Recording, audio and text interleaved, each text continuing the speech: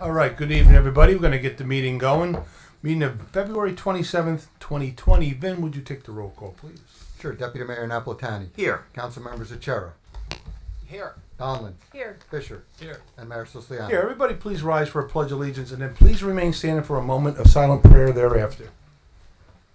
I pledge Allegiance to the flag of the United States of America and to the republic for which it stands, one nation, under God, indivisible, with liberty and justice for all.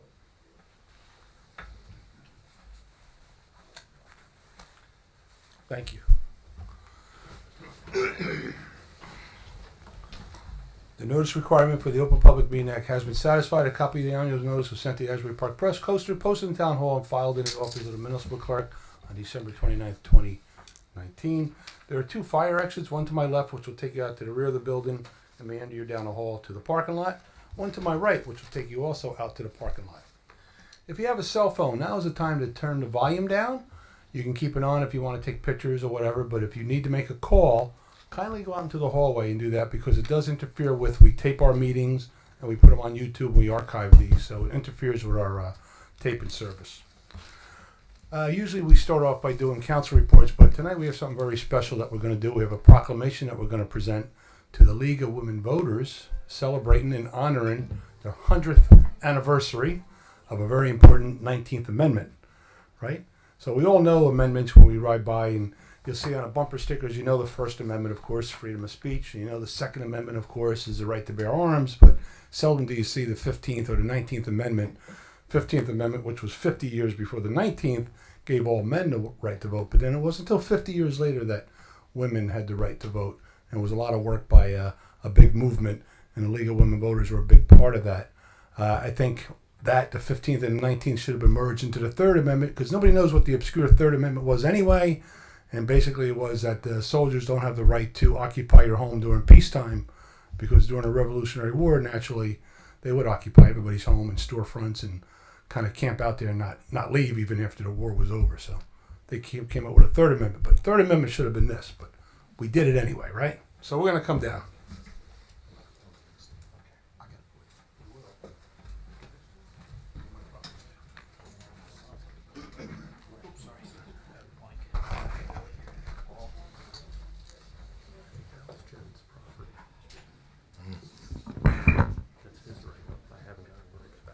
Thank you, Vin. I'm going to rest this here. I had hip surgery 2 weeks ago, so got a new hip. Just working it out and letting it get acclimated here. Could you hand me that there, John? Thanks. So, very exciting time. We have a couple people here I want to acknowledge, folks from the League of Women Voters, and been very instrumental in town for many, many years. So if you would come on up, Dallas, Peg, and we have another member as well. Come on up. Let's give it up for these folks.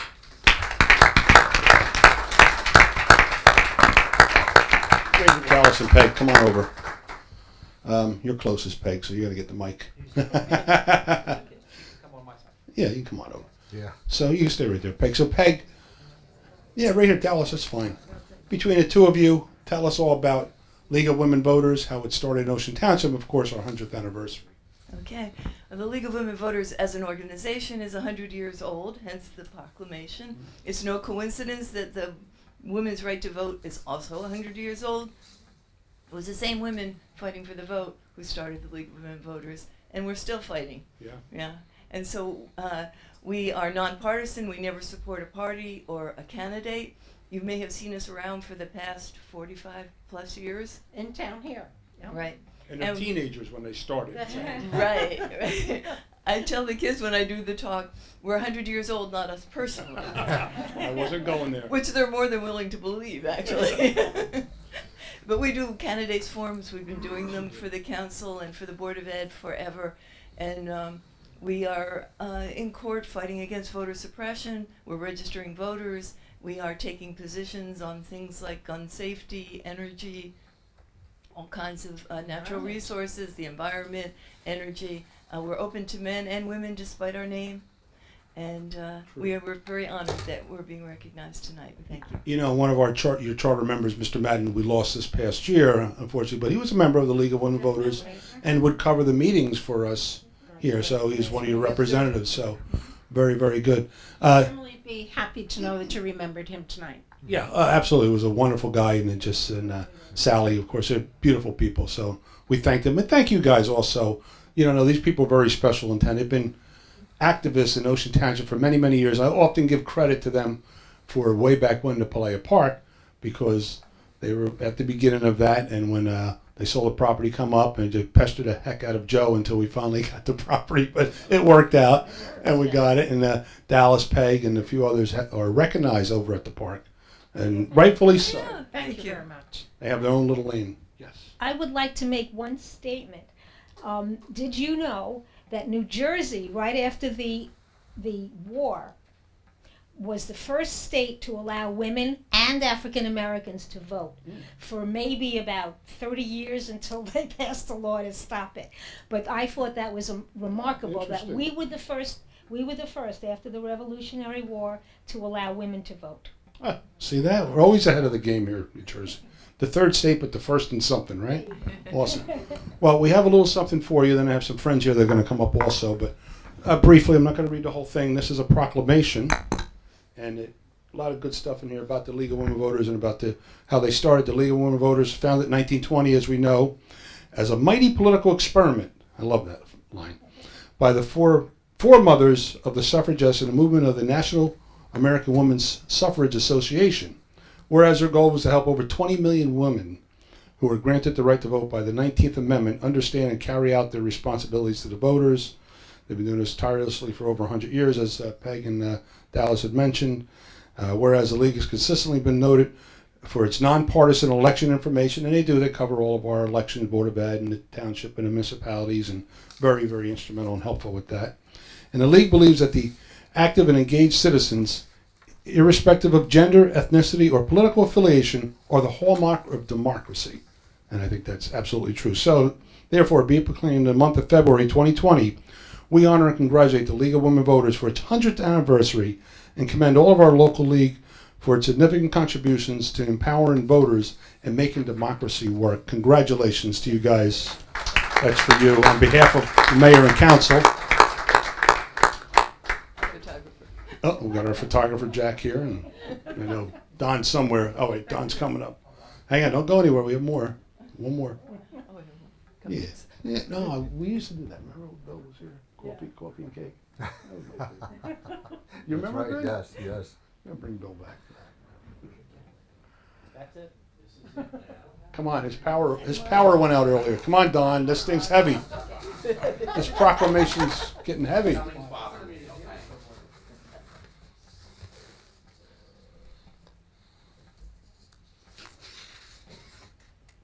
Thank you. So before you go, a friend of mine from the 11th District, Mr. Eric Hotelin, our Assembly representative, also caught wind of this and wanted to present something. Eric, come on up. Yeah. Ladies, I'm going to put you over here on this side. Eric in the middle now. Come here, Eric. I'm going to turn it over to you, pal. Well, being you were always so nice to us in the debates, we thought we'd do something nice for you. We're nice to everybody. Yeah, true, not in a nonpartisan way, right, Rob? But I just want to congratulate you, and I think it's worth saying that Monday we recognized the 100th anniversary in the New Jersey State Assembly, and the Speaker of the House allowed Joanne and I to make the proclamation to the State League of Women Voters, and we were very proud to do that in front of the whole Assembly. And but we're just as equally proud to be here. Joanne could not make it tonight, but we're just as equally proud to be here with you for all you've done, because I know firsthand what you have done and how you've helped with the process. And it started with the struggle of women to vote, and it's continually been a struggle to this day now. And you keep fighting, and you keep making things a little bit easier as we go on. And we're certainly there to be helpful to you. Men in League. And anyway, I'm there with you and appreciate what you do and look forward to seeing you at the next election. So on behalf of Senator Vingo Powell, Assemblywoman Joanne Downey, myself, we have this proclamation for you from the Senate and the Assembly, and we want to congratulate you and wish you the best as you move forward. It's ironic. We took a picture in our office a few weeks ago, and I said, we need a prop. So I pulled something down off the wall, and lo and behold, here it is. It was a proclamation. Who'd have thunk it? Funny. Chris, let me just add one. Yes. And that was that it was in this building that we had the organizational meeting, the first meeting, 1972. And people came out for the meeting, and the state decided to let us begin the process of becoming a real league. And that took 2 years. We had to do a book called Know Your Town, Know Your Schools, which was an in-depth study. And it was, we'll show it to you sometimes. It's really something. But, you know, this building means a lot to us, too. Okay. Thank you, Dallas. I will take a quick photo. We got room?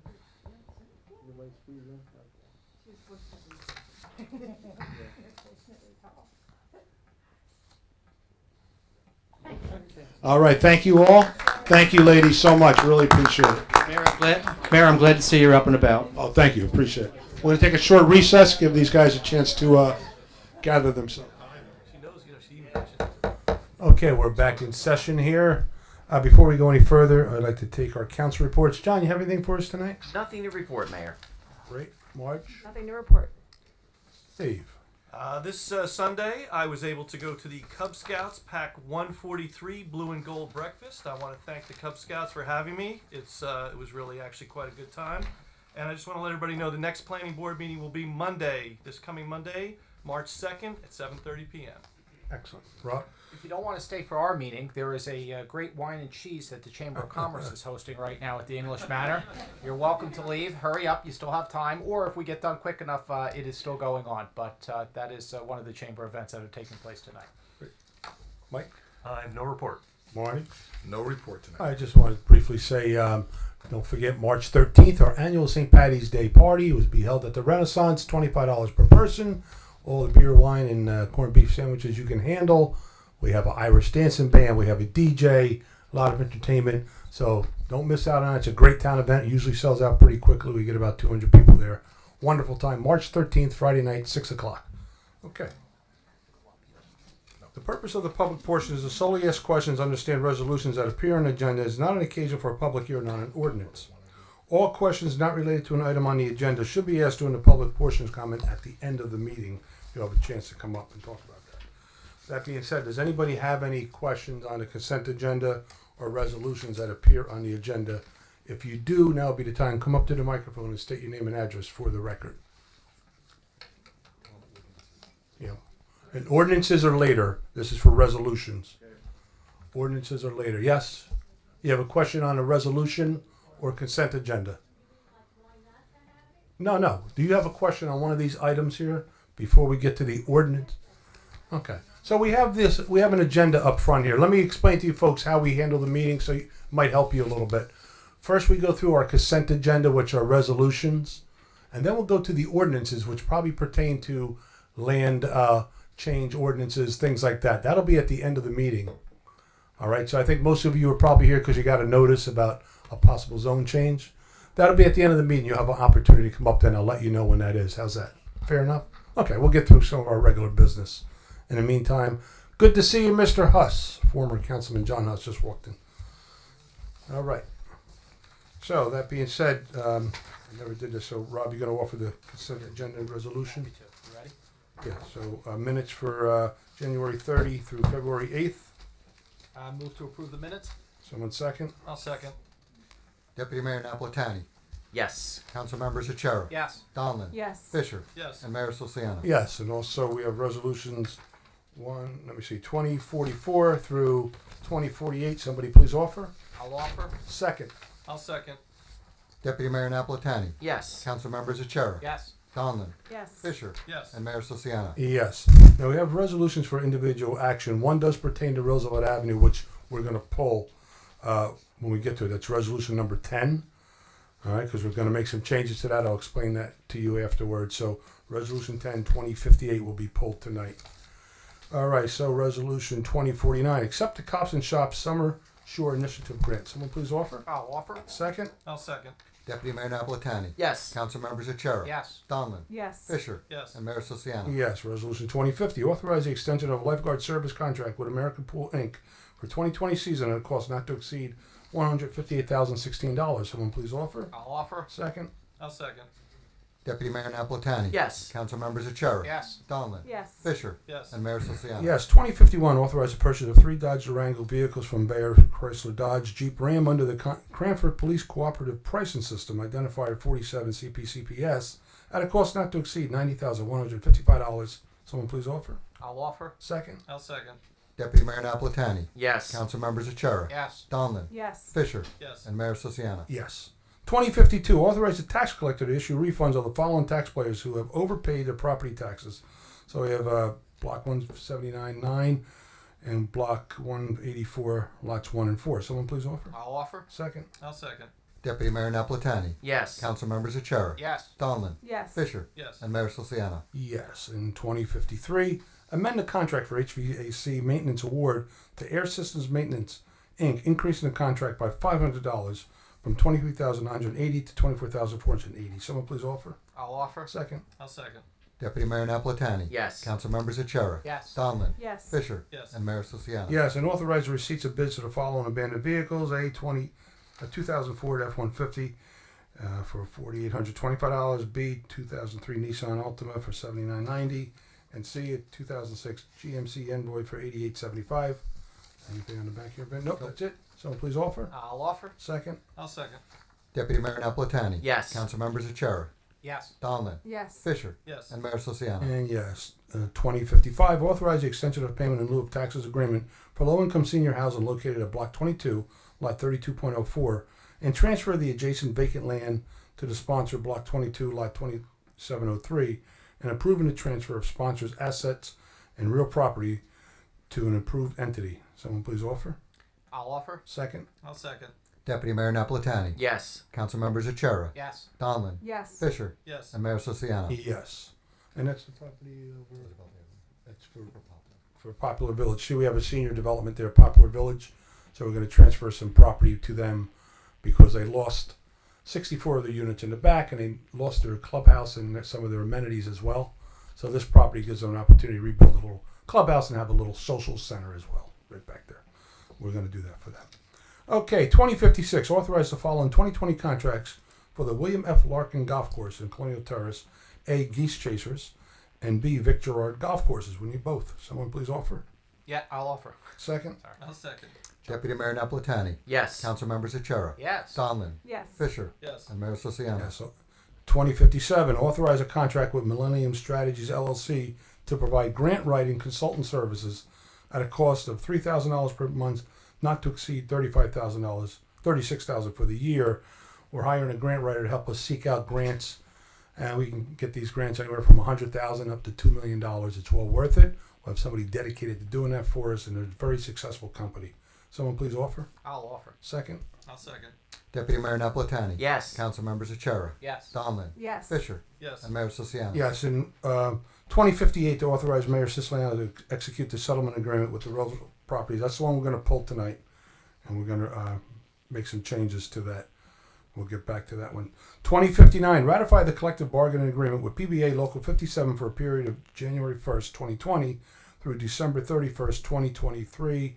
That's our agreement with our police. Very glad to see that settled. Someone please offer. I'll offer. Second. I'll second. Deputy Mayor Napolitani. Yes. Council members Achara. Yes. Donlin. Yes. Fisher. Yes. And Mayor Siciliano. Yes, 2060, authorize a contract with MTB LLC for the refurbishment of the lobby and the locker rooms at the Township Ocean Community Pool and tennis facility at a cost not to exceed $148,800. Part of our capital improvements each year, we go through the old buildings, allocate some money out of the budget so we can clean them up. A lot of you know that building's been there since the 70s, so it's time for a little bit of an upgrade. Last year, you noticed we had the activity pool with the grant, which is beautiful. And we had the best summer ever at the pool. Our pool club, by the way, has a revenue stream higher of Lock Harbor Beach Club. We make more money than they do. Someone please offer. I'll offer. Second. I'll second. Deputy Mayor Napolitani. Yes. Council members Achara. Yes. Donlin. Yes. Fisher. Yes. And Mayor Siciliano. Yes. 2061, award a contract with East Coast Production Services for unarmed security at the municipal court at a cost of $25 per hour office and not to exceed the amount of $20,000. Someone please offer. I'll offer. Second. I'll second. Deputy Mayor Napolitani. Yes. Council members Achara. Yes. Donlin. Yes. Fisher. Yes. And Mayor Siciliano. Yes. In 2062, authorize a joint submission of the Local Efficiency Achievement Program, LEAP, grant with the Township of Ocean Board of Education. Someone please offer. I'll offer. Second. I'll second. Deputy Mayor Napolitani. Yes. Council members Achara. Yes. Donlin. Yes. Fisher. Yes. And Mayor Sosiano. Yes, okay. Into our ordinances now. This is where people, if you haven't, I'll call you up when you have your opportunity. So we have ordinance on for adoption, and a lot of them have to deal with our affordable housing compliance. It's something that we've been fighting for about 15 years, ever since I've been on council, 16, 17 years. And finally back and forth, reducing the numbers, shrinking it down, getting it something more manageable, reasonable, and realistic. That's why we have a thing called RDP, Realistic Development Potential, which we have met, we've satisfied. We're not obligated to build one more unit. However, to comply, we need to overlay certain areas as a state regulation that are the open lands, such as golf courses, things like that. So in the unlikely event, in the future, 100 years, 500 years, 1,000 years from now, they wish to change the use, 20% of whatever they do has to go to affordable housing. They have to comply with that and meet that requirement. That's all it means. It means nothing more than that. So that being said, we have for adoption an ordinance 2332. Vin, would you read the title, please? Sure. An ordinance amending and supplementing Chapter 21 of the Revised General Ordinance of the Township of Ocean to add the AH-G zone, Affordable Housing Golf Course Residential Inclusionary Overlay Zone. Okay. So someone please open a public hearing on ordinance 2332. I make a motion to open public hearing on ordinance 2332. Second? I'll second. Deputy Mayor Napolitani. Yes. Council members Achara. Yes. Donlin. Yes. Fisher. Yes. And Mayor Sosiano. Yes. Anybody wishing to be heard now on this ordinance, which overlays the golf courses, it gives it a zone change, come up to the microphone. You're going to state your name and address for the record, and you'll have your 3 minutes to make your statement or ask your question. Stephen Levy, 22 Dwight Drive. Couple questions on this particular ordinance. I would like to know if council has been approached by a developer prior to the adoption of this. No. None whatsoever. Answer's no. Next question. No. Okay. All right, so currently, we're looking at a 96-acre parcel from the Beetle Golf Course. So obviously, I think that's probably the unit that's probably going to go before Hollywood, because I know the Deal Golf Course right now, their membership is at an all-time low.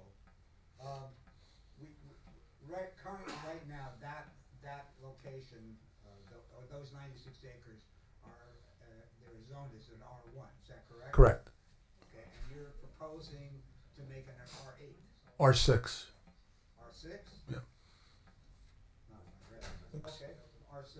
Well, R8 as a zone, but 6 units per acre. I see.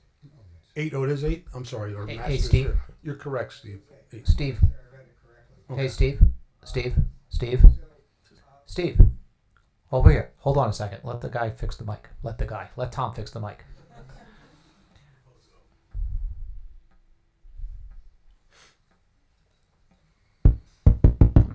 Thank you so much. All right, so is there any reason why we would go from an R1 to an R8? Yes. So here's what happens. We're adopting our plan finally. You know, we've been going through this for years with COA. We had lawsuits pending, and we've had the suits, and we've tried them, and we're to the point where now we're in compliance. You have to give them the density that you would in any other area in town. So we have areas where it's 10 units per acre, 12 units per acre. So they went to 8. If we did nothing, I just want you to understand something. If we didn't do this at all, they can still enact a builder's remedy lawsuit, Right. which means they can come in now, even though it's zoned 1 home per acre, and come in and say, we want to take the golf course and want to turn it into housing, and we want to invoke the builder's remedy, and we want 10 units per acre, and very little you can do about it. So by adopting a plan, we at least control that in the future. Again, nothing's for sale. There's not a sale pending. This is just a formality, so we're in compliance with our plan to submit to the state. Just to make it clear, we had an obligation to build 1,391 Right. low and moderate income units. Our RDP, which means realistic development potential, which is the number we ended up that we're building is 280. So we went from 1391 to 280. Of that 280 units that are being built or going to be built, it's really a number lower than that because some units get extra credit if they're rentals, if they're, I'm not going to go through all the different possibilities, and I don't remember the exact number of units we're actually building, but it's less than 280, maybe 220 or 230, I don't remember. But that leaves another number, which is an interesting number because it's 1,111 units that are called our unmet need. That's the 1391 less the 280. Right. In order to settle a case with Fair Share Housing, they want to see you make some effort in the future, potentially, to meet your unmet need. The way, in this case, the golf courses, which are privately owned and have been golf courses like Deal since 1898, Hollywood since 1898, 1895. There you go. So the expectation is they will remain golf courses. If at some date, as the mayor said, in the future, whether that's 50 years, 100 years, whatever, if they seek to, and less, but if they seek to develop that, then they would have the right to develop it like this. But there's not, there's still more work that would have to be done at that point. But the bottom line is we're obligated to do that to satisfy the group from Fair Share Housing in order to be able to settle this case under COA. And this is, even though we have, the apartment belts don't count The because apartment they're built prior to buildings, look, 1980. we have argued this thing literally since I've been the township attorney, which is too long. But since I've been the township attorney, we've been dealing with this issue, and the idea that we believe and have always believed that we have all these apartments, and as a result, we shouldn't have these obligations, doesn't work. They're built before a certain year. They're not deed restricted. Mm-hmm. But in addition to that, because of those units, so that didn't work, but it did help, and it did work in terms of getting Fair Share Housing to accept the 280, and it did work to allow us to do these other units, which they recognize may never get built, but because we had all those apartment units that don't get credit, that we don't get credit for, they allowed us to do this. So they worked with us, and frankly, the feeling is this is a good resolution of a very difficult problem that every town in the state has to go through. Thank you. Thanks. You're welcome. Anybody else wishing to be heard, you come up to the microphone, state your name and address. We can't take comments from the galley because you won't be picked up. So you must come up to the microphone before you say anything. State Okay. your name and address. Thank you. Just so we can hear you. 410 Brookside Avenue. Your name, ma'am? Vivian Hamlin. Talk into the microphone, please. Okay. I'm just curious to know, you have to destroy the golf club, part of it. Why can't they do it at the end of Palermo Park that's towards Highway 35? Why do we have to make this area unattractive and lower value for our homes? Well, again, this is not something, as the mayor has said, it's not like there's a developer who's come in and is getting ready to build this. This is something that we had to do to satisfy this group called Fair Share Housing, which is involved in all of these COA cases, and basically you attempt and try to settle with them. If we didn't settle with them, they may have said, okay, we don't accept the RDP, we want you to build 1,300 homes. I'm not sure about the Palermo property that you're talking Palea about. Park, she means. Oh, I understand. Palea. Yeah, actually, the northern, here's the thing, ma'am, I'm talking, I know the noise bouncing around. All right, then. We, any properties like our own golf course, we have a 38-acre golf course, Palea Park's bought with green acres, is exempt. You don't have to zone that or overlay it. And again, this is just an overlay zone. I'm 60 years old, relatively good health, lived here a long, long time. I don't think I'll ever see them build anything on either golf course. I won't be alive when if that ever were to happen. I'm that confident about it. I'm older than him, but I might be alive. But no, I mean, the idea is, I'm sure you are. I think the idea here is that this is something that we had to provide, but the expectation is it will not be built. Yeah, but if we have to provide, and these are homeowners Right. that has had their home and they pay tons of taxes, and then to have it destroyed, that it might be low income apartment makes the property go down. Okay.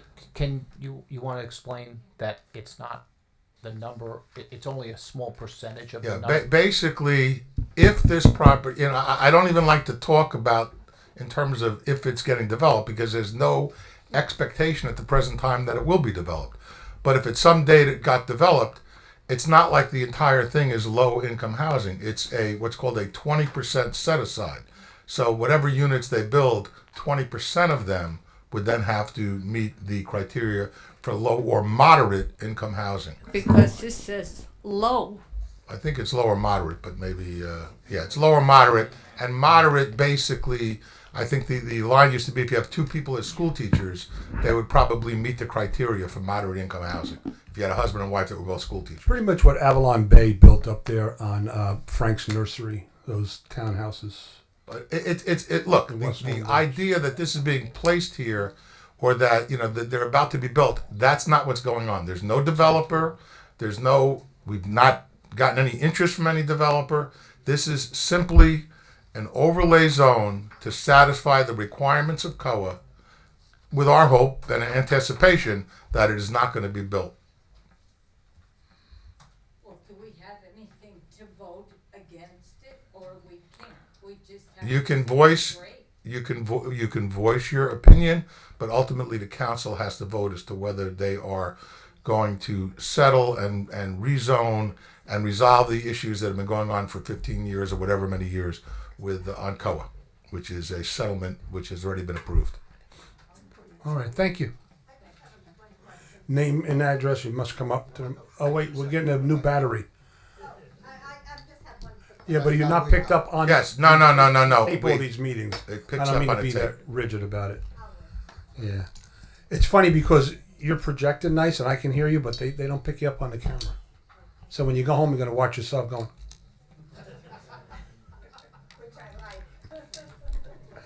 We like it too sometimes.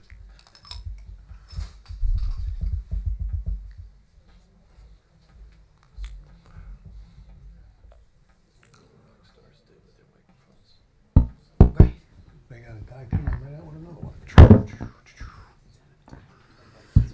Okay, name and address, please. My name is Yvonne Tobias. I live at 3 Ted Crosby. Sounds good. Okay, hi Yvonne. It's working then. We got her.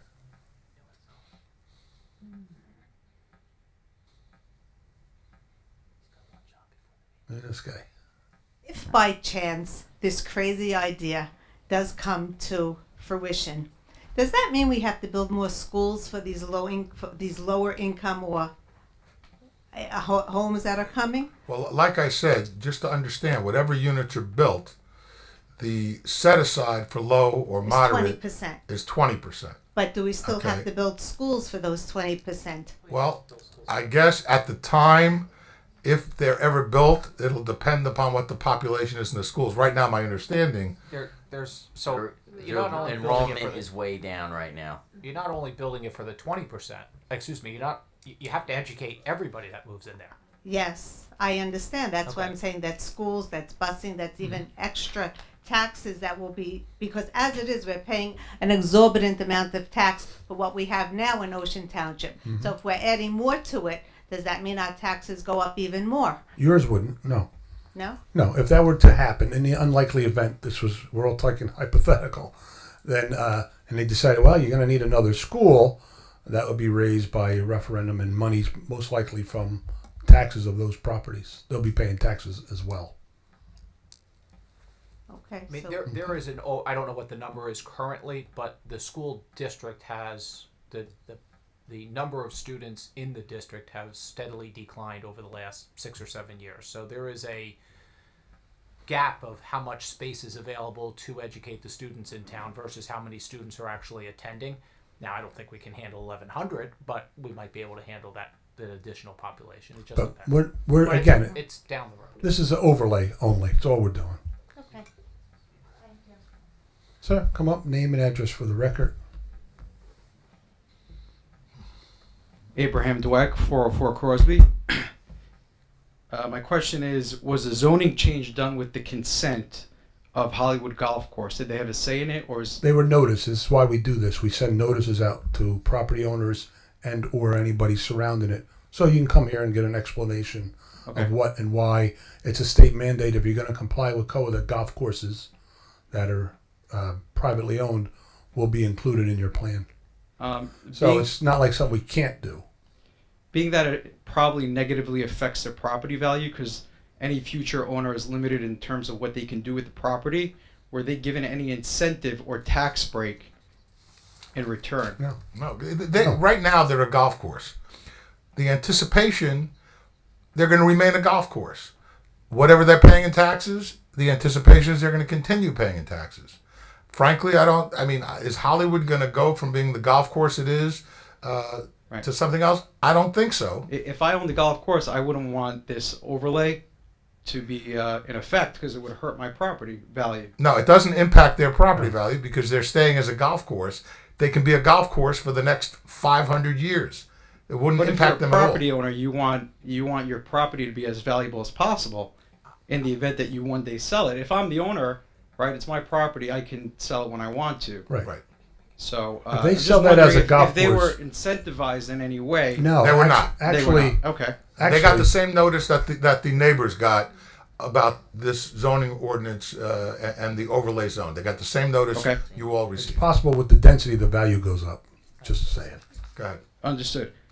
Can this zoning be changed, be undone, or challenged? And if so, what is the process for doing We've been so? doing that for 15 years, and we have an attorney here with us tonight that's been representing us. And if you'd like to hear from her, she can give you a quick summary on who, what, when. Would you like to answer that one? If the question was, can it be changed, challenged, and what have we done to the whole concept of us the challenge? fact that the golf course now is going to be zoned for moderate and multifamily housing units. Okay. I have one more point after when she's done. Okay, Why don't you make the other point, and then she'll answer. Last point, I just noticed because I worship in Deal, go to the Deal synagogue, and I have friends that live in Deal, and I know from the residents. Worship Ocean Township, we're the best. Of course I do. Okay. Of course, but I mean where I pray I got religiously. So I know from the residents there, they got a notice that whatever parts of the golf courses, the two golf courses that belong in Deal, the zoning board set it aside forever as open space and recreational space, which means it can never be zoned the way we did it here in Ocean Township. They're safe. And I think the contrast is stark between the way Deal handled it and the way we handled it. And to me, it's a little, I don't want to say telling, but it's concerning that we wouldn't take the same preemptive steps to prevent development from happening. We all love living here, right? It's a beautiful place. Yeah. Here's why, and I'll tell you, an 85 or 87% of that golf course is in Ocean Township, and if we were to do that, we'd be taking it off the tax roll. It was a safe bet for Deal. The first hole, the 17th and 18th hole, and the clubhouse are in Deal. Everything else is in Ocean Township, and we assess them at a rate of X amount per hole. It's $1 million a hole assessment is basically how we do it. It's a formula, and we just always kept it. It's a private golf course. They're making money. We tax them. But Deal doesn't have a lot of low income or moderate. No, it's a 100-year-old town, built 100 years ago. There's no room left. And we're a town that's still evolving, believe it or not, even though we started in 1849. I just thought the way they dealt with this overlay issue was very different than the way we did. Yeah, they had less to work with. They didn't have a 1,300 and whatever number of law and moderate obligation. No obligation. Thank you. Would you like an explanation from the attorney as far as the challenge? Oh yeah, I would love it. Yes. Okay. Yes. Nancy, Nancy, come on up. Just come in, identify yourself. And we need everybody to really get as close to that mic as possible because I'm getting word from Tom we're not being picked up. Nance, pick it up and just talk into it. Oh, okay. Yeah, that might be easier. Oh, Okay. sorry. You know what? Don't do that, Nancy. I'm sorry. I apologize. I'm causing trouble already. That was me. Just introduce yourself, Nancy, to the audience if you don't mind. Sure. Hold on. Sorry. I'm a little... Hi, everyone. I am Nancy Holm. I work at Serenian, Edwards, and Nolan. We are the township's affordable housing attorneys. So if I recall your question correctly, the reason that we have to overlay the golf courses is it's actually a COA requirement. You heard Mr. Arbus talk about how we whittled our our affordable housing obligation down from 1,300 units to 280. Thank you, 280. I have a lot of towns. I got to remember everybody. To 280 units, and that's a significant significant discount. When you do what's called a vacant land adjustment to get to that number, the 280 units, one of the absolute requirements in COA's regulations is that if there is a privately held golf course, you must overlay it with an inclusionary zoning ordinance. In order to keep the discount of 280, you must overlay every privately held golf course. Doesn't mean it has to redevelop. It just means that it must have that zoning in place. If you choose not to do that, then you have to meet the entire 1,300 number. You don't get the best of both worlds. That's and the reason for that is we're claiming we don't have enough land to satisfy the entire 1,300 unit obligation, which we don't. The problem is we do have significant amounts of underdeveloped land, which includes privately held golf courses. It's not the reason that other golf courses may or may not be overlaid. It depends on how they're owned. And I'm trying to remember, you had another question. How do you challenge it, Nancy? Oh, how do you challenge it? That's a good question. How do you challenge it? Unfortunately, it's a requirement by the Council on Affordable Housing. You'd have to challenge our entire settlement agreement in court. Which we've been doing for the last And it's been publicly noticed. 15 years. Yeah, it's been publicly noticed, all of our hearings. And we are at the tail end of our court case. See, you're not being picked up. That's the problem. You almost have to stand up. You gotta here. come Yeah, up come here. up here. You're I'll not share, being I picked promise. up at all. Just do me a I just favor. want to make sure I answer your questions. Can everybody just, for once, just leave the mic, stop moving the mic, because when you're moving it, you're turning it off. So my question is, if the residents want to oppose this zoning change, what would be the process for them to go about challenging and fighting the zoning change? That's my question. You're doing it. Well, look, let me interrupt here. Honestly, I think if you want to challenge the zoning ordinance, you go talk to a lawyer and see whether or not you have the ability here, to challenge the actual passage of the ordinance. We're passing it today. Okay, assuming we passed the ordinance. Is there There's the opportunity to challenge it To after appeal? today? Well, I'm not sure, only because typically, ordinances can be challenged within 45 days. The only thing that's different here is it's COA, which makes everything different. So I'm not sure if there's any different regulation or rule. But typically, if you want to challenge an ordinance, you have to do it within 45 days in court. Thank you. All right? And COA or not, that's still the rule. Again, if we didn't have the overlay, I just want to make this clear to everybody, and I know realtors will understand this. If we didn't have the overlay on these two pieces, and we haven't met our unmet need, the developer can come in and invoke a builder's remedy lawsuit, which will give them increased density far beyond what we're putting into the ordinance. And that's correct. But it was that you have other areas of town that are zoned much larger, much more dense than Far more dense. than Right. the far more dense. Thank you. Far more dense than the 8 units an acre that we are putting on the as an overlay on the golf course. If we were subject to a builder's remedy, I guarantee you that they would come in for substantially more than 8 units an acre. Correct. 8 units an acre is a presumptive density in COA regulations, so that's why that number was chosen. Right. We have areas in town that are 12 or 14 Thanks, units Nancy. per I acre. appreciate I it. think one that's 16 units per acre. And just to let you know about Nancy, I think you should know this. She is a real Kansas City Chiefs fan. Oh my God. Former season ticket holder, right Holy there. cow. And very Sir, happy for the last come up to the microphone and state your name and address for the record. And this is a question related to the ordinance that we just put forth. 12 Brook Drive. Name? Unlike most of these Your people, name. Your name. What's your name, sir? Joe Marsico. Joe. Okay, Joe. Unlike these people here, I usually don't have my hearing aids in, so the first part of the meeting I didn't hear anything. So I had to go and get them and come back. And my concern is, as always, the political positioning of this is you got to take what we're doing or else it will be worse. That's what you're saying essentially, right? Yes. How is the health of the golf course? Are they doing financially okay? 100 years and counting. Both golf courses are over 100 years old. So they're okay. They're running okay. good. The owners of those golf courses, whether it be private, are against this more or less, but they want to keep the golf course, and if they keep the golf course, this means essentially nothing. Nothing. Correct. Correct. So that's the position that really is the major concern. They can sell it as a golf course and it still means nothing. They can resell it and remain a golf course and it's still just an overlay zone. Okay, but the financial books of the golf course today are in good shape. They are not under stress. Not to my knowledge. All right, so that makes... Please don't talk from the audience. I didn't hear you speak. Okay. So, that's a major concern for me. If we're all relying on the golf course not going under next week and being sold, then we should be hearing that right.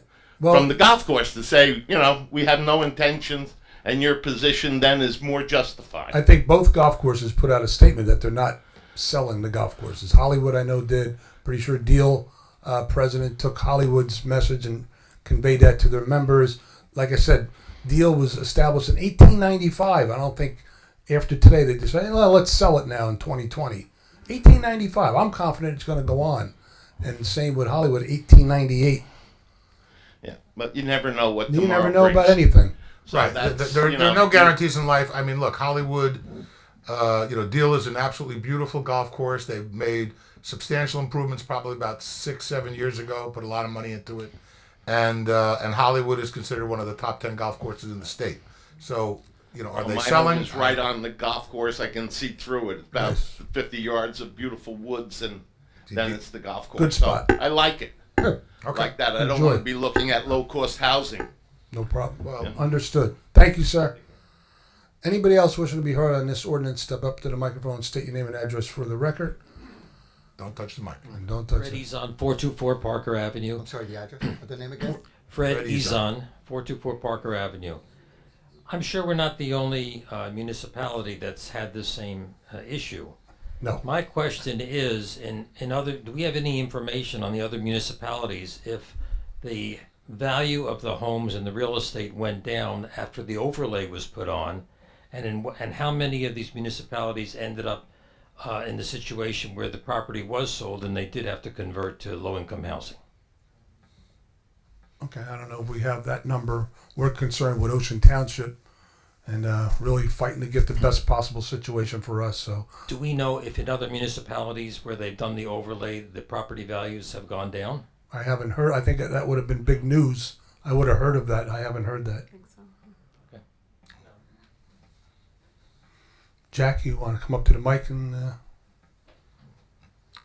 Jack Mamie, 219 Maplewood Avenue. I can answer your question directly. I did some research on this before the meeting. In Mount Laurel, New Jersey, which is where most of this came from, the Mount Laurel Doctrine, which is, correct me if I'm wrong, a state Supreme Court decision that states that municipalities are required to provide housing for all people, like people of all different kind of income levels. They showed that they actually built an inclusionary. Inclusionary means that within the development, there is regular houses and then there are affordable units, which are subsidized. But looking from the outside, you can't tell the difference. They all look exactly the same, and the only difference is that some, 80% are paying market rate, which is whatever you'd pay anywhere else, and then 20% are moderate to low income. Now, when they looked at the metrics of this affordable development, this mixed use, this inclusionary development in Mount Laurel, and they compared it to other areas of the state with crime rates and housing, property values and all these different metrics, they found that all the trends stayed the same. So crime continued to go down before and after. Housing values continue to increase, both inside the development and, for the homes surrounding. So I hope that puts a lot of your concerns about that to bed. Great. Thanks, Jack. Appreciate it. Anybody else on this ordinance? John? Us. Okay. Don't touch the microphone, John. I see your hand going. Go ahead. John Huss, Corliss Avenue. A member of Deal Golf Club. There we are. Financially stable. Thank you. Members, I joined it with 203. It's now more like 320. Wow. So don't say it's a small, it's Membership's climbing. Membership is much greater.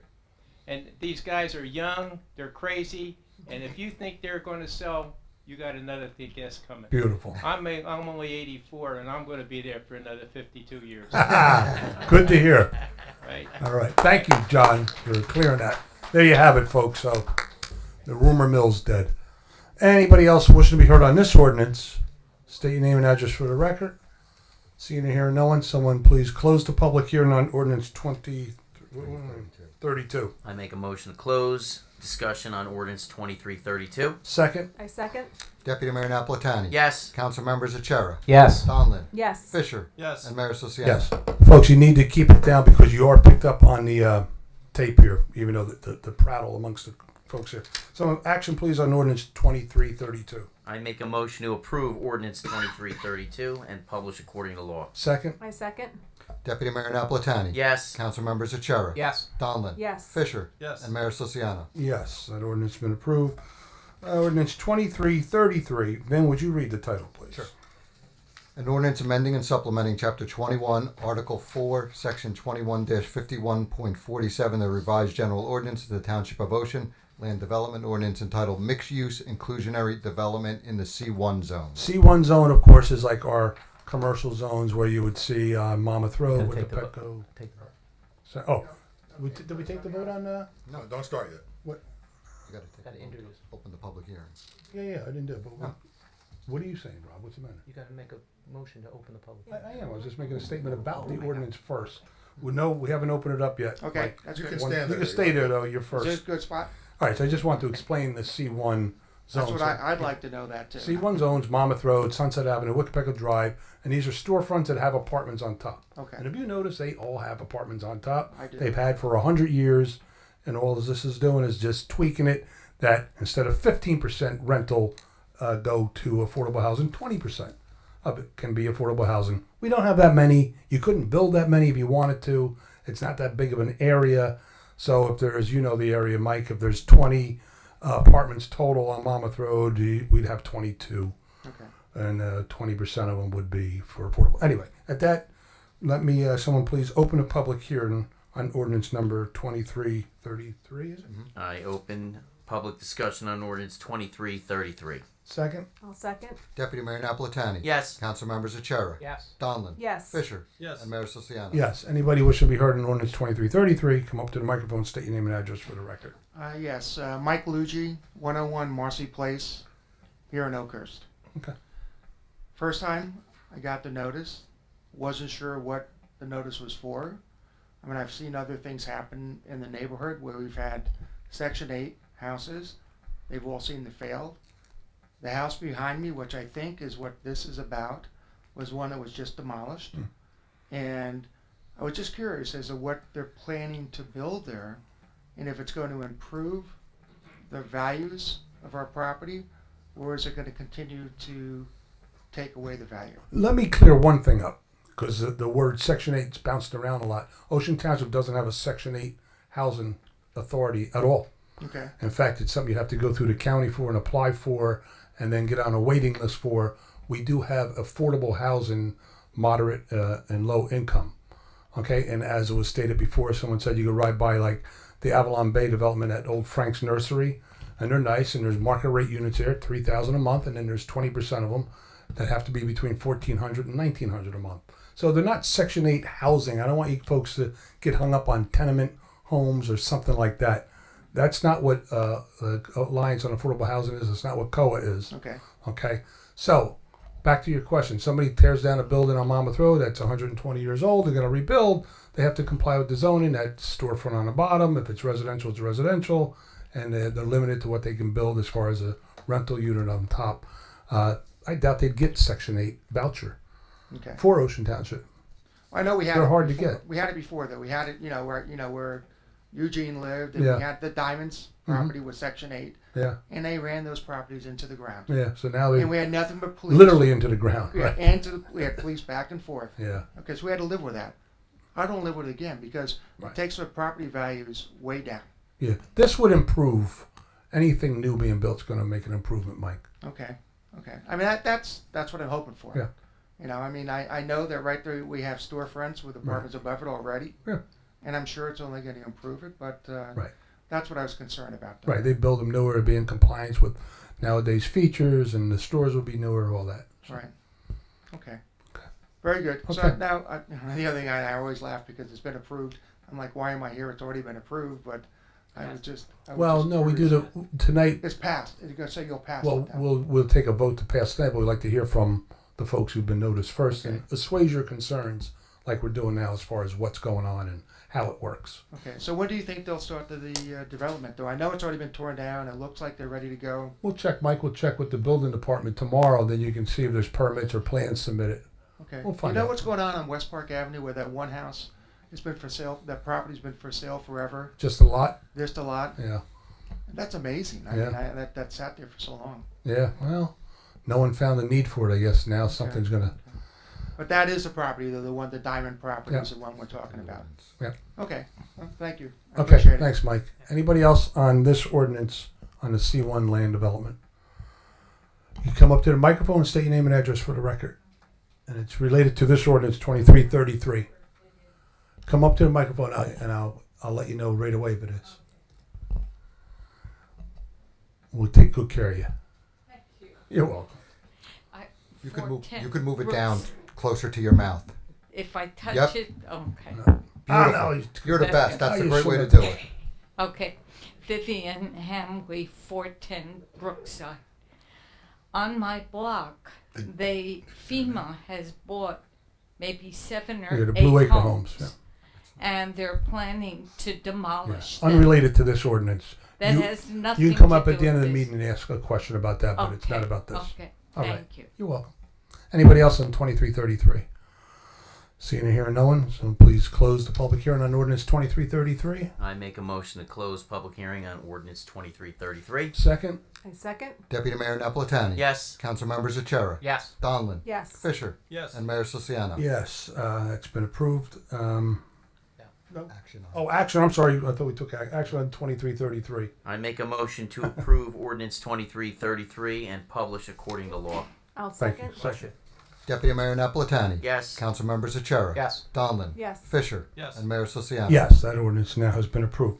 We're going to make a motion to withdraw the next ordinance. It's 2334. Okay, and this is the one that has to do with the Roosevelt Avenue. Again, got an email the other day from a neighbor, which I forwarded to everybody involved, including our special master, engineer, attorney, all to make comments and see what we can do to make changes. Many of the changes can be made and will be made. And so when we do that, we'll reintroduce that ordinance. So Okay, what we're doing, just to make sure, we're withdrawing 2334, and tonight we're going to introduce 2334A, which had some differences from 2334. And we were also, part of this is also the settlement agreement, which we're going to discuss with the developer about potential changes that restrictions we'd like to see and see what we can resolve with them before the next. We will hear this, although if you want to be heard tonight, you can do that at the general portion. But we will hear, we will have the application on for the approval of a settlement agreement on for March 26th. The 26th. And this ordinance 2334, but you can announce we'll be back on for March 26th. 2334 A. A.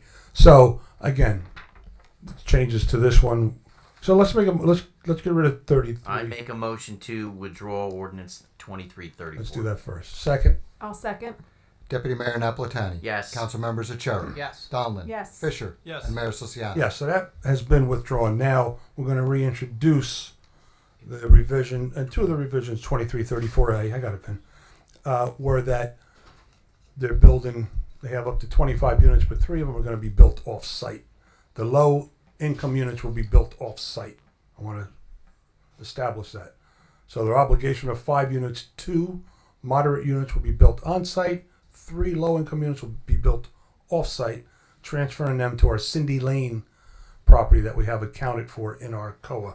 Okay? Figure it makes more sense there. We're able to squeeze them in there. This reduces the density there just that much more, a better fit. And then we're going to also have, before our settlement agreement, to try to incorporate some of the restrictions as far as increased floor space, and you can't change the garages into living space and things like that. So, and some other changes as far as parking on the street during construction, all that will be amended. So, introduction only for ordinance 2334A. Someone make a motion to I introduce make a 2334A. motion to introduce ordinance 2334A. Second. I'll second. Deputy Mayor Napolitani. Yes. Council members Achara. Yes. Donlin. Yes. Fisher. Yes. And Mayor Siciliano. Yes, and that'll have its public hearing on March 26th. That's when you'll be able to come up and discuss that. Also, for introduction only, these are for introduction, so there's no public discussion on these ordinances. At the end of the meeting, if you have anything germane to township business, I'll allow you to come up again. Ordinance 2335, then would you read the title? Sure. An ordinance authorizing the private sale of a portion of non-conforming real property known as Block 25.05, Lot 5, to a contiguous property owner. Second. Okay, so someone please introduce ordinance number 2335. I make a motion to introduce ordinance 2335. Second. I'll second. Deputy Mayor Napolitani. Yes. Council members Achara. Yes. Donlin. Yes. Fisher. Just close the door, And more. Mayor Siciliano. Yes. He just needs to close the door. I don't know where he's going. Okay. Again, that'll have its public hearing on March 26th. Ordinance number 2336 for introduction. Ben, would you read the title? An ordinance authorizing the private sale of a portion of non-conforming real property known as Block 140.17, Lot 2, to a contiguous property owner. Great. Someone please introduce ordinance 2336. I make a motion to introduce ordinance 2336. Second. I'll second. Deputy Mayor Napolitani. Yes. Council members Achara. Yes. Donlin. Yes. Fisher. Yes. And Mayor Siciliano. Yes, that too will have its public hearing on March 26th. At this time, if anybody has anything germane to Ocean Township business, you wish to go up to the microphone, you will have your 5 minutes at the end of the meeting to say what you have to say. So just state your name and address for the record, then start the clock.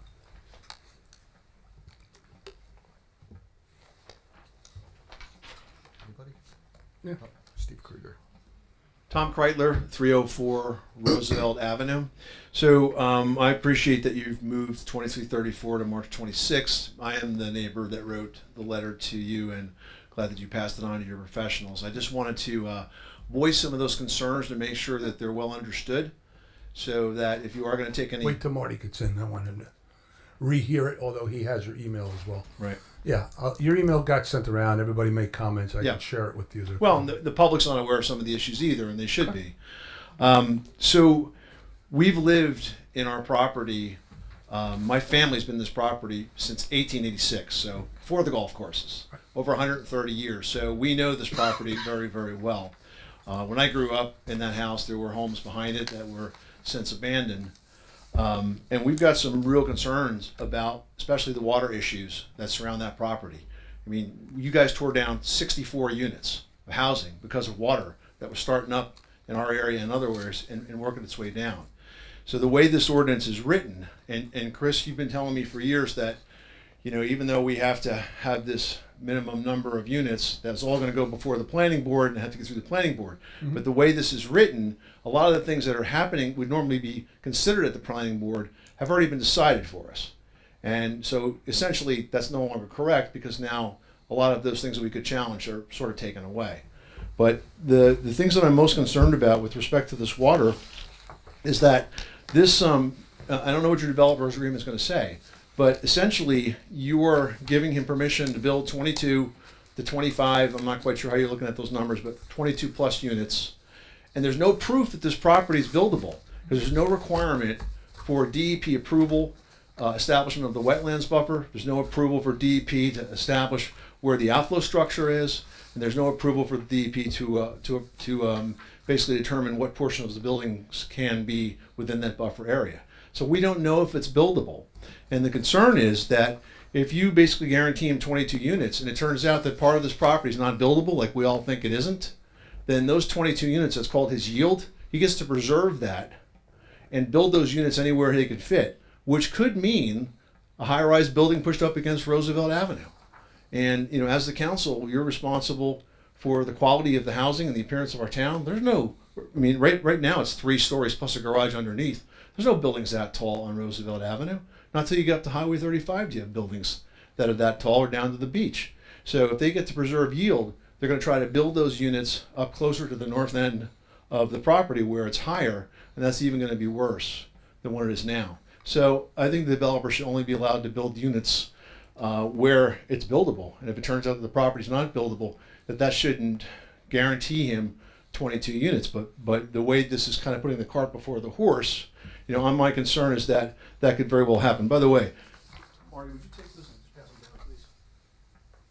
I took some pictures of that property just so you can see the volume of water after just a single storm. And this is without any impervious coverage. I didn't realize they were all the same. I was trying to look. Yeah, they're all the same. I have more though, so. So that's one issue that I'm concerned about. Do you want to give me any feedback on that? Let me just correct a couple of things. Sure. Number one, there is DEP. I think actually there was a wetlands delineation to determine where they could actually construct. That was done.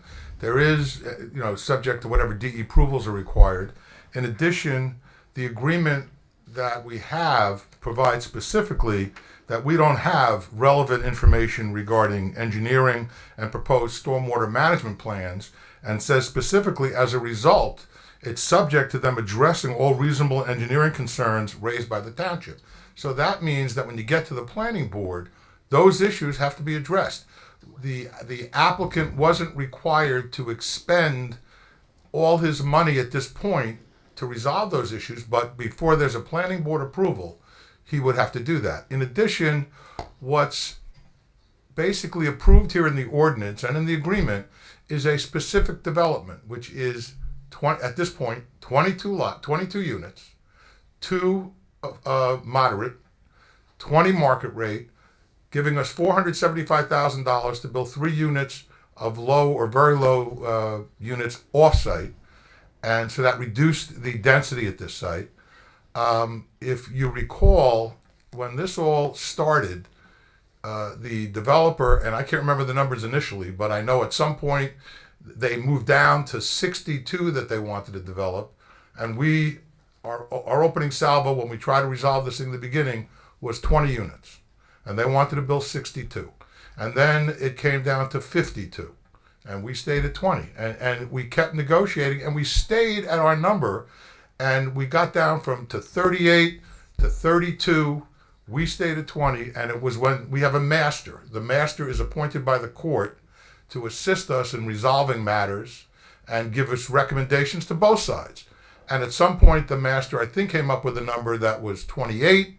We said we finally got to a point of 24, and we ended up now with 22 units by taking the 3 units off site. So frankly, we worked long and hard to try to hold to what we started with, which was 20 units based on the fact that they have 2.5 acres of developable land, but 10 acres overall of property. And I don't know if these pictures are the 2 acres where they're building or if that's the back piece. Yeah. But the bottom line is, whatever the drainage issues are, they have to resolve those. How that's going to be done, I don't know. The other point is, this is not an approval or an agreement that they can build 22 units of any type of development they want. They can't put in a high rise, okay? They have a specific design. The ordinance says specifically what they're allowed to build. And if for some reason they can't get 22 units because of issues, whether it's a basin that's needed or whatever, and they're reduced, then we'll have to deal with that at that time. But it doesn't mean they get to build whatever they want to get their 22 units. So just to be clear, can I clarify that? So So we have an ordinance and then we have the settlement agreement, correct? So are they tied together? To Marty's point, so if the planning board rejects the ordinance because of stormwater management, are they still locked into 22 units in the settlement agreement, to Tom's point? No, the settlement agreement attaches the ordinance and attaches the concept plan, which says this is what they're entitled to build. Okay. Okay. The planning board doesn't, deal with the ordinance itself, except to follow the ordinance. But then if they deny the application because they can't deal with the drainage issues or whatever, then we're back to the drawing board in essence. So they're not entitled to the 20. So if the plan, just want to go over record. So if the planning board rejects the application, the developer is not still entitled to his 22 units.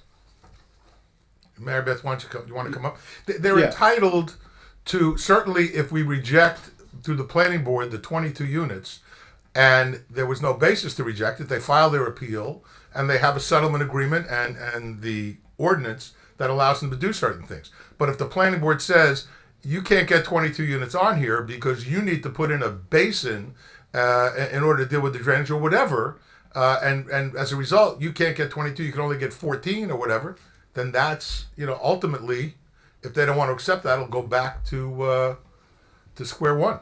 So yeah, I just want to be very clear on that point. So if they can't fit those units on the available property, then they're not entitled to preserve that number and change the building height, for example, in order to fit them in? No, I think the building height is set in the ordinance at 38 feet, which, by the way... It says 40 now. I think 40. I thought it was 38. 40 for 3 stories. Okay. Right. Well, it's set at whatever that number is. They couldn't go build an 80-foot, whatever kind of high rise you're But talking about. can I get Mary Beth to answer the quantity?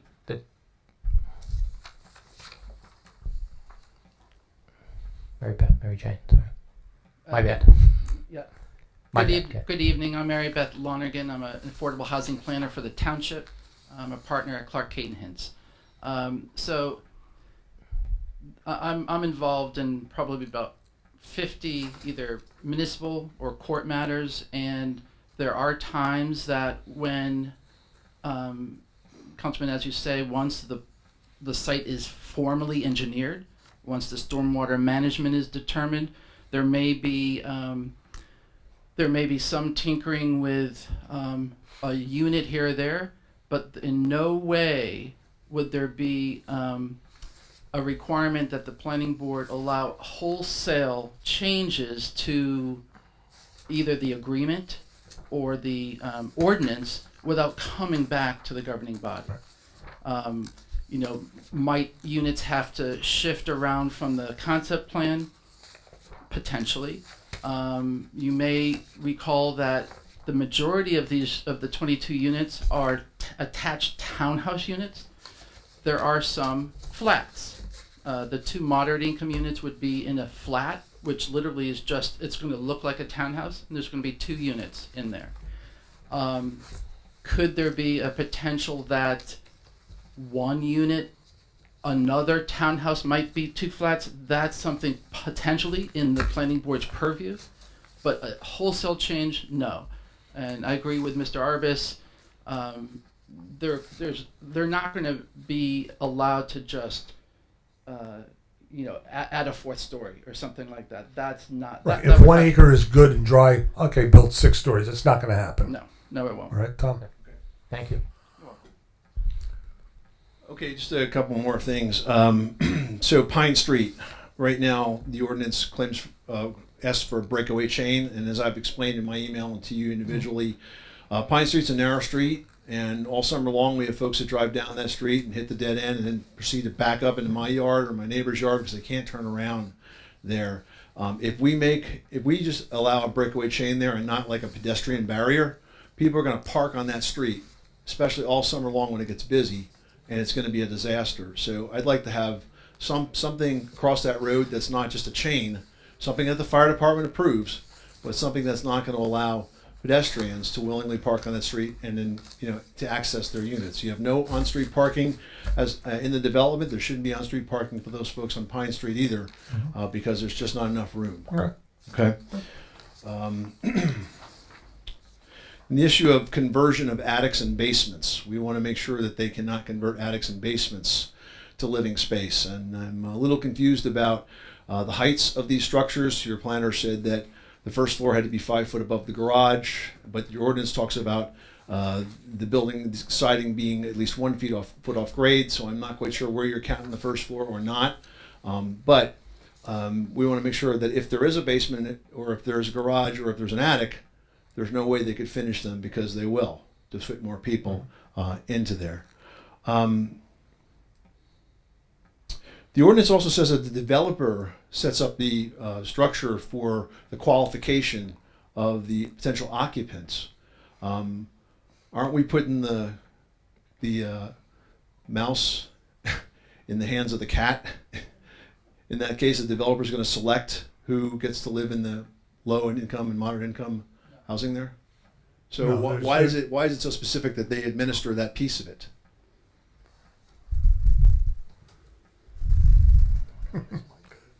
We were going to set up a table, but I didn't think we were going to need you this much. The township is required to hire an experienced affordable housing administrative agent, and they have done that. It's that entity that markets the unit, the affordable units, income qualifies the person, and then offers income eligible. This is actually going to be for sale. That's the affordable units would be for sale, and they would offer income eligible potential purchasers to the developer. Mary Beth. Mary Beth. And so, and then finally, how do we get to 3 stories? There's no other 3-story buildings in that area. As you guys said before, these are 100-year-old houses. Why 3 stories in the middle of a residential area that does not have that kind of building at all? Do we not care about how these streets look anymore? No, we care a lot, and resent when you say that, because we worked hard on this, Tom, really hard, a long time. Mount Laurel decision came out in 1973. I was 14. It's not my fault. No, I'm not saying it is, Chris. We wonder if I care or not. We do care. We're trying to comply with our Affordable Housing Alliance folks, who have allowed 3-story buildings in Ocean Township in residential zones. So therefore, you can't preclude them from doing it. Okay, so right behind Lotus Court, which has about 22 homes back there, we allowed 3-story units back there to meet our affordable housing, and that's where the 3 stories came from. And just to correct, we had this discussion before. The maximum principal building height is 38 feet, which is in the zone generally right now, it's 35 feet. So it's 3 feet higher than what is currently permissible in that zone. So whether it's 3 floors or 2 floors, they could build a home that was 35 feet, that had a 35-foot height. Okay, I was looking at development bulk standards, I. Yeah. Maximum principal building height 40 feet from the average elevation of finished grade measured at the 4 corners of the building. Yeah, I'm looking at the same one. So you know what? There are so many copies of the same thing. Which is the last one? This is what I got in the mail. 40 feet. That's the old one. Okay.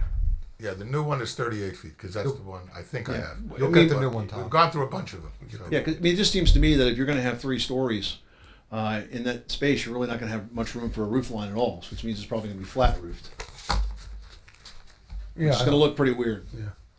No, I think they're going to work it out so architecturally they have gabled roofs and it looks nice. Well, let's hope so. Yeah. All right. Thank you. Okay. Thank you. Anybody else wishing to make a comment? I'm up to the microphone. State your name and address. David Dorfman. Yeah, wait till you get up there, Dave. Thank you.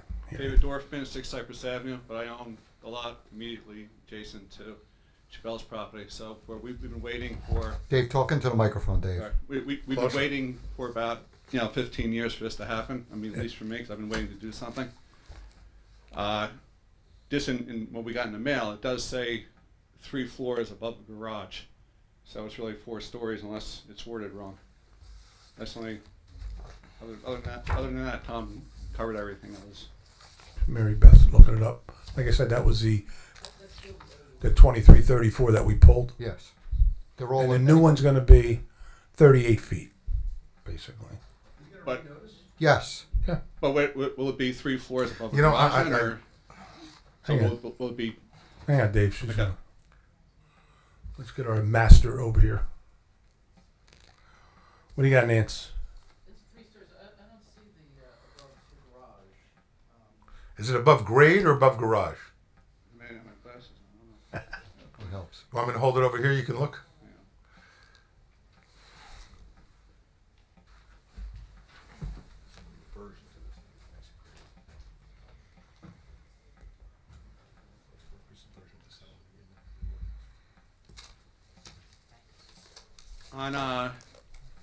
On J, it says maximum number of levels of living space 3. Yeah. Okay. All right. Thank you. Okay. John, come on up to the microphone. State your name and address for the record. And then we said- Yeah.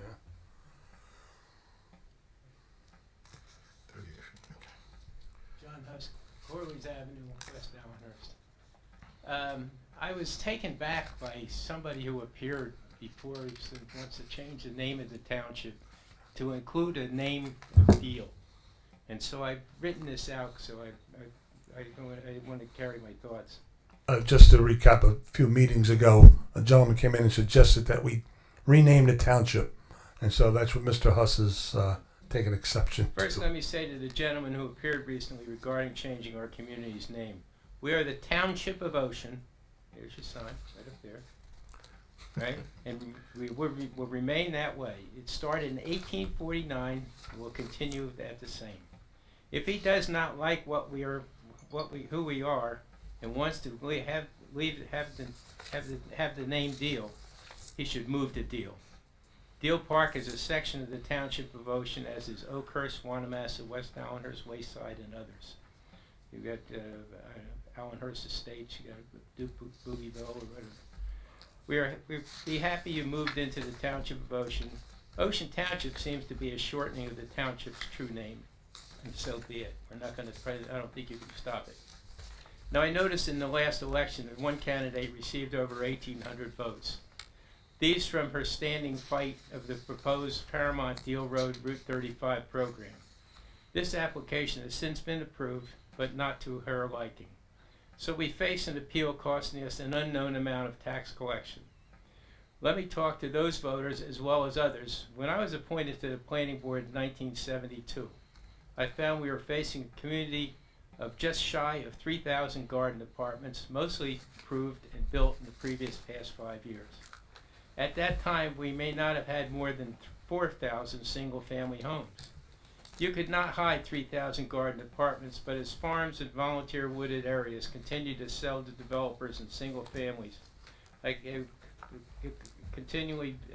were continually built, such as Deal Woods, Brandywine, The Section, Shadowline Manor, Marshall Home, Powell Drive, Doodletown, if you guys know her, Allenhurst Estates.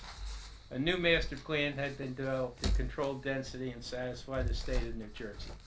One cannot question the fact that those homes were purchased by those who wanted to place their children into a better school system. That is the township, what the township offered. To compensate for the school costs, we needed commercial ratables, and still do. One thing about the master plan in 1972, 80, and 80, while I was involved, that corner of 35 and Deal Road was commercially zoned. You may use different numbers now, but it is still and should be commercial. Deputy Mayor of Napolitani spelled out the fact of dollars, but I don't think an answer that I read understood what he meant. In fact, what he was talking was the build out of that program would generate $100 million in rateable. With a rate of 2.2, you generate a number exceeding $2 million. Much of these dollars go toward the school costs and the retaining the reason that why you moved into this township and remain here. To continue to talk about the 1,800 votes, the majority of those followers were thinking traffic and not why they moved here and the schools. Understand, traffic cannot be reason by law to deny that application. Let me example traffic. There I am waiting to make a left-hand turn onto Highway 35 from Deal Road. There are 4 cars in front of me and a white Jeep in back of me. Never forget it. The light changes and all 6 of us end up in Wegmans. Amazing. Ocean Plaza and Kohl's are the biggest influence of traffic in the township, but no complaints from those people. Other concerns of gas fumes, while Daddy's in the other concerns were gas fumes. Meanwhile, Daddy's in the backyard with his power mower, where there's 300, where somebody states 300 cars an hour at Wawa, when the best Costco can do is 75, and that's a busy time. The term Native American be used all over the township. Corley's Avenue area was a better place to camp and fish.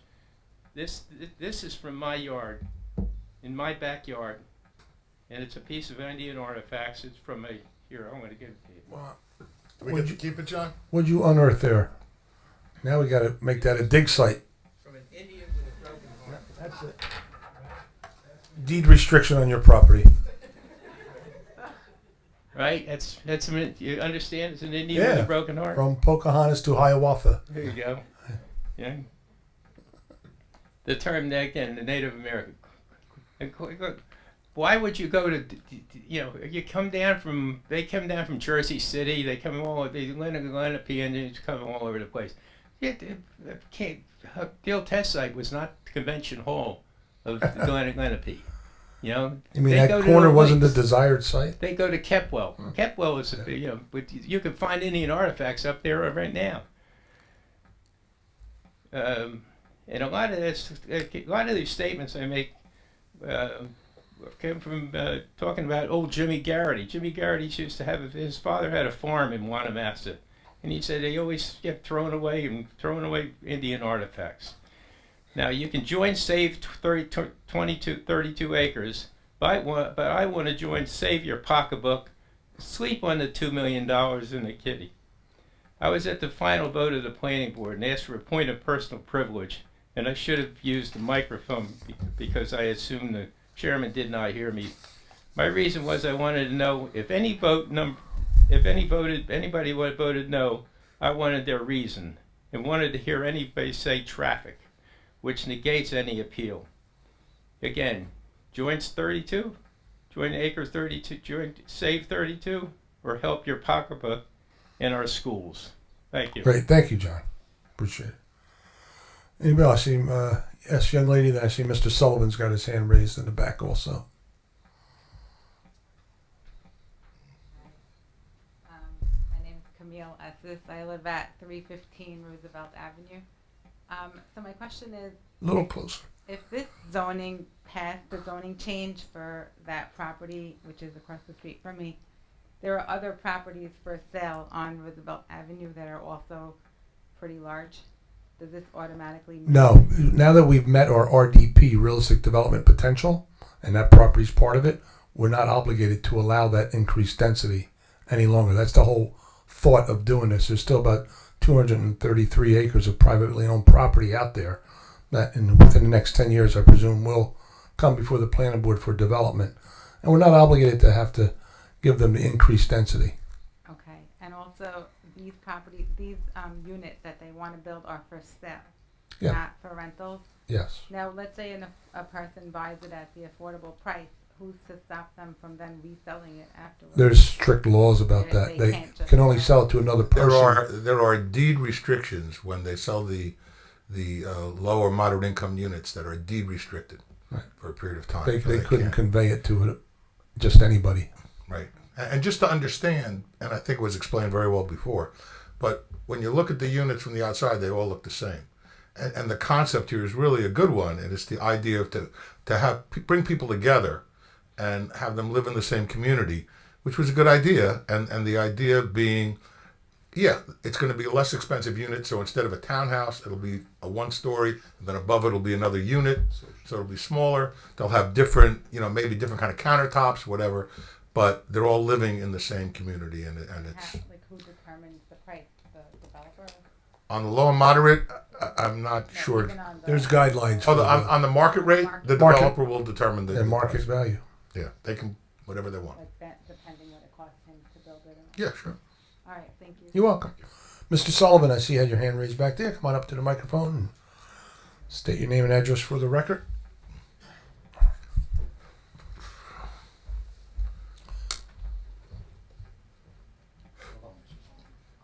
My name is Edward Vincent Colleen Frederick Sullivan.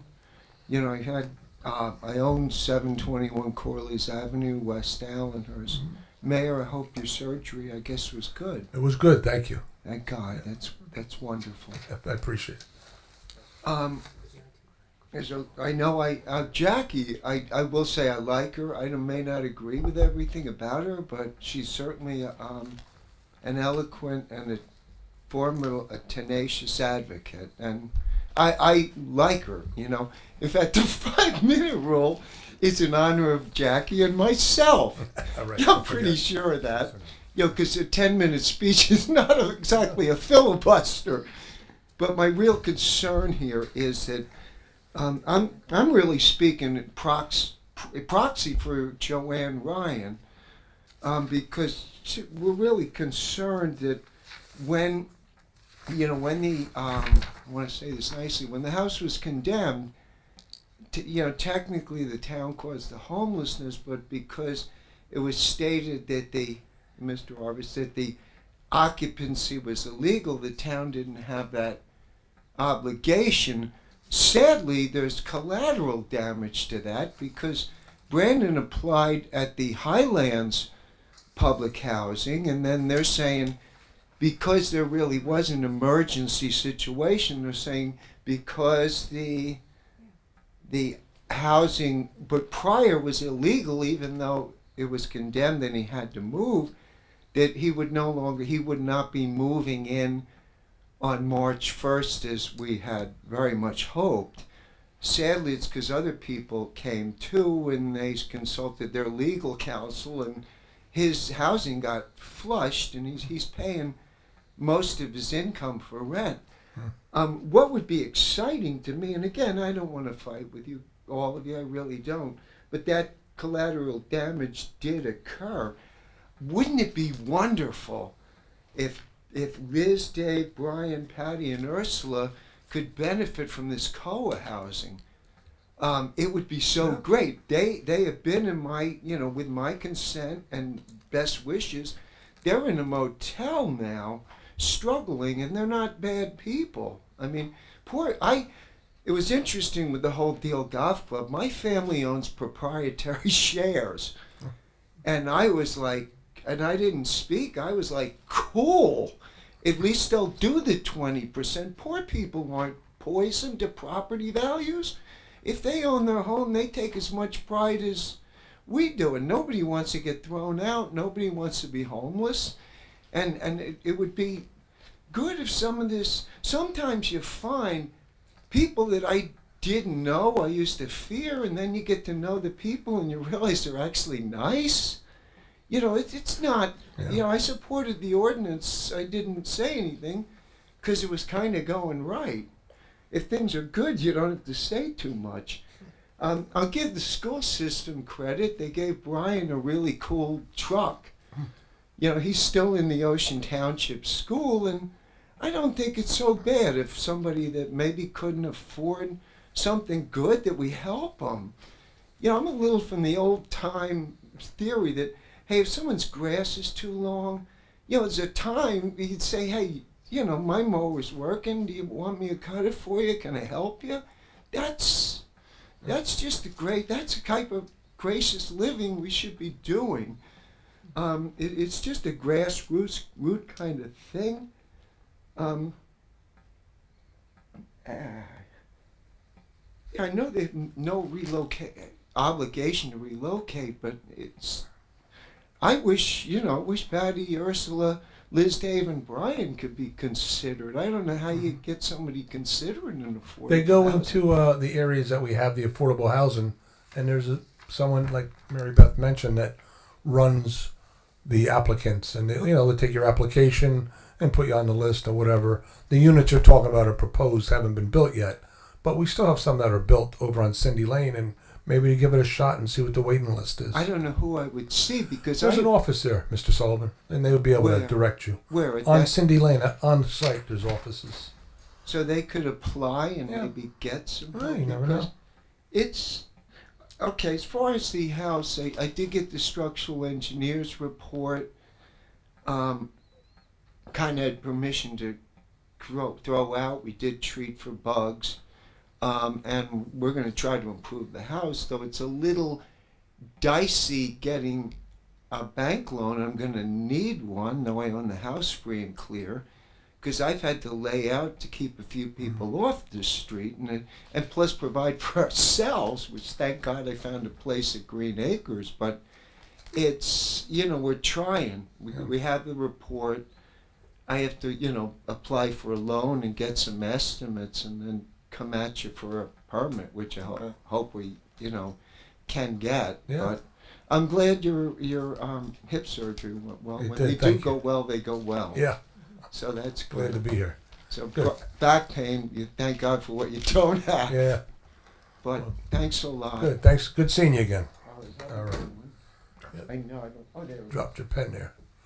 Have a good one. Thank you. Take care, Mr. Anybody else before we close the meeting? No. Mr. Levy, one We're more so time. close. I could feel myself starting to get up. Mayor, I know this is going to be near and dear to your heart. But being just state your name and address for the I'm record sorry, again. Steve Levy, Dwight Drive. I know that the mayor, having been a prior tenant on Dwight, will probably ascertain or will confirm that since 1993, to the best of my knowledge, the street has never been repaved. The corner of Doreen and Dwight is a war zone. Every 30 days or every 60 days, they come out and put a patch on top of a patch. It looks like a moonscape. There's rubble and debris all over that intersection. I spoke with one of the original purchasers of Dwight Drive from 1962, a Stan Schwartz. He indicated to me that the street had only been paved once since he's been there. That's 1962. That is almost 60 years. Must have used some super material for it to last that long, huh? I believe that the current lifespan of a macadam blacktop pavement is about 25 years. If you take into consideration every time the Deal Road backs up and everybody comes onto Dwight Drive to use it as a bypass, the summer traffic, we have semis coming down the street, we have Paleo, we have the overflow from Paleo where people come and park and drive down the street. I mean, and I have asked Mr. before- Masillo's writing it down right now. I know my voice is bouncing, but Mr. Masillo's writing it down right now. I've asked before, but I'm now asking formally. I want a written answer as to why we have not been repaved in more than 30 years. Okay. Okay. We'll get you one. All right. You have my email address. Thanks. You're welcome. Anybody else? No? So, seeing and hearing no one, so I'm going to make a motion to adjourn. I make a motion to adjourn. Second? I second. Deputy Mayor Napolitani. Yes. Council members Achara. Yes. Donlin. Yes. Fisher. Yes. And Mayor Siciliano. Yes. Meeting adjourned. Thank you all for coming. We are twice a day on channel 27 or 22 if you have File 77 if you have Cablevision, 10 a.m., 7 p.m. And we also are YouTube. You can pick this up tomorrow after 10 o'clock. It'll be on YouTube. Thank you, everybody. Have a good evening. Rob, I think we missed the wine and chocolate. Yeah.